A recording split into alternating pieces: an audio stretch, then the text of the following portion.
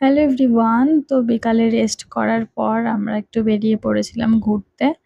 আর আমাদের কটেজের পাশেই ছিল বেশ কিছু বাড়ি। তো সেখান দিয়ে আমরা ঘুরছিলাম। আর এই পাহাড়ি অঞ্চলের বাড়িঘর আমার ভীষণ পছন্দের। তো বেশ কিছুটা হাঁটাহাঁটি করার পর আমরা কটেজের দিকে ফিরছিলাম। আর এখানে সবাই মিলে আমাকে প্রচুর ফুল গিফট করছিল, যেহেতু আমার বার্থডে ছিল।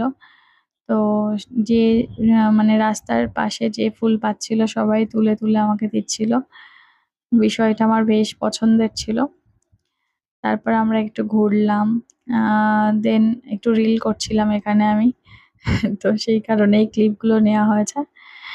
তো এখন আমার হাসব্যান্ডকেও আমি আমার দলে নিয়ে নিয়েছি। ও একদম ক্যামেরা পার্সন নয়।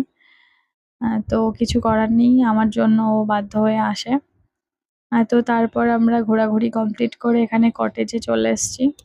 আর কটেজের ভিউটা ভীষণ সুন্দর ছিল সন্ধ্যাবেলায়।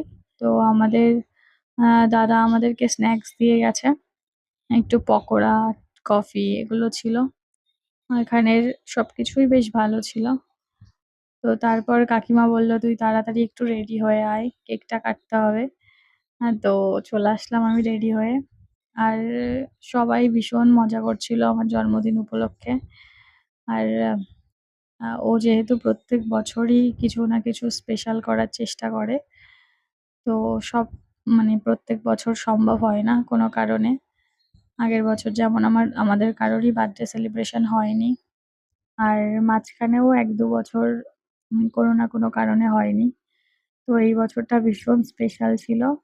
আর ও যে এত কিছু করবে আমি সত্যিই ভাবিনি। কারণ এখানে নতুন জায়গাতে কেক কেনা বা কিছু ঠিকঠাকভাবে কোনো দোকান আমরা পাচ্ছিলাম না। মানে ও পাচ্ছিল না।